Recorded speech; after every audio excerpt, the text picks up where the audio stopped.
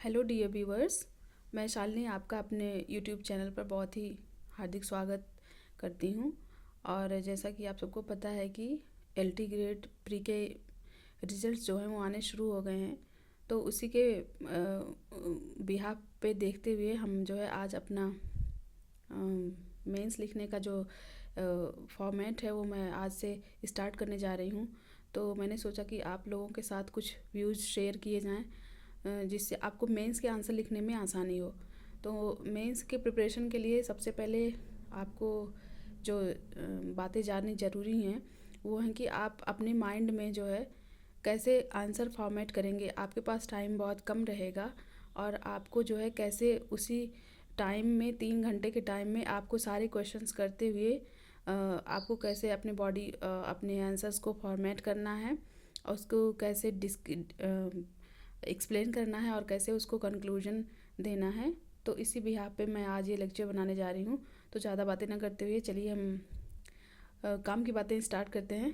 तो जो हमारा पहला पॉइंट होता है वो इंट्रोडक्शन। किसी भी क्वेश्चन को करने से पहले आप अपने माइंड में वहीं पे विदिन 1 मिनट आप अपने माइंड में ये चीज़ें बना लेंगे, ड्राफ्टिंग तैयार कर लेंगे कि हमको पूरे आंसर में क्या लिखना है, क्या देना है। ओके, तो उसमें सबसे पहला आता है इंट्रोडक्शन। आप उस क्वेश्चन को देखिए, पढ़िए और वहाँ पर आप एक इंट्रो दिमाग में लाइए कि मैं इसके बारे में कैसे स्टार्ट कर सकता हूँ या कर सकती हूँ।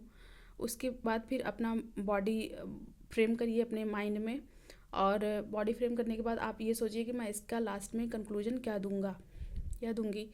फिर उसके बाद आता है आपका सेकंड नंबर का पॉइंट, प्रेजेंटेशन। प्रेजेंटेशन में आपका आ जाएगा, प्रेजेंटेशन में आप कई सारी चीज़ों को एक्सप्लेन करते हुए जा सकते हैं। तो उसमें कुछ कुछ चीज़ें जो इम्पोर्टेंट होती हैं हाईलाइट करने के उसके पॉइंट, हालांकि आपको हाईलाइटर का यूज़ नहीं करना है, लेकिन आप उसको अंडरलाइन कर सकते हैं। उसको क्या कहते हैं, अगर आपका इंग्लिश के अलावा और कोई सब्जेक्ट है तो आप उसको डायग्राम बनाने का अगर कुछ है तो आप उसमें डायग्राम बना सकते हैं, मैपिंग कर सकते हैं। और अगर लिटरेचर से हैं आप तो उसमें लाइंस कोट्स कर सकते हैं, और ड्रामा की लाइंस कोट्स कर सकते हैं, ओरिजिनल टेक्स्ट की लाइंस रख सकते हैं, और उसको फिर आप उसको एक्सप्लेन कर सकते हैं। फिर एक्सप्लेन करने के बाद अगर आपको उससे रिलेटेड कोई अच्छा एग्जाम्पल याद आ रहा है तो आप वहाँ पर ज़रूर उसको एग्ज़ाम्पल को रखिए वहाँ पे। और उसके बाद जो एक और फीचर आपको ध्यान में रखना चाहिए वो ये है कि आपकी लैंग्वेज कैसी होनी चाहिए। आपकी लैंग्वेज बिल्कुल एकदम लूसिड एंड क्लियर होनी चाहिए।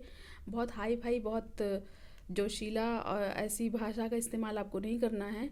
और जो क्लियर हो, भले ही छोटे छोटे सेंटेंसेस हों, छोटे छोटे वाक्य बनाए गए हों, और जो पढ़ने में समझ में आए। और इस तरह से लिखे, ज़रूरी नहीं कि आप बहुत बड़े बोस्टफुल भाषा का यूज करके लिखें, आप अपने उसको क्लियर और सिंपल लैंग्वेज में भी लिख सकते हैं। ओके फ्रेंड्स, फिर आपका आता है टाइम मैनेजमेंट। जो सबसे मोस्ट इम्पॉर्टेंट पॉइंट आपको ये ध्यान में रखना है कि टाइम मैनेजमेंट, क्योंकि आपको क्वेश्चन करने होंगे 20 करने होंगे, जिसमें से 8 आपको शॉर्ट करना है और 12 आपको लॉन्ग आंसर्स करने हैं। तो आपको टाइम मैनेजमेंट का ध्यान रखना बहुत ज़रूरी है, क्योंकि टाइम मैनेजमेंट, आप एक शॉर्ट क्वेश्चन को आप कम से कम 7 to 8 मिनट्स देंगे और लॉन्ग क्वेश्चन को 10 मिनट्स देंगे। इस तरीके से आप करके जब चलेंगे तो आप अपने मेंस के आंसर को पूरा लिख पाएंगे, अच्छे से लिख पाएंगे और पूरा टाइम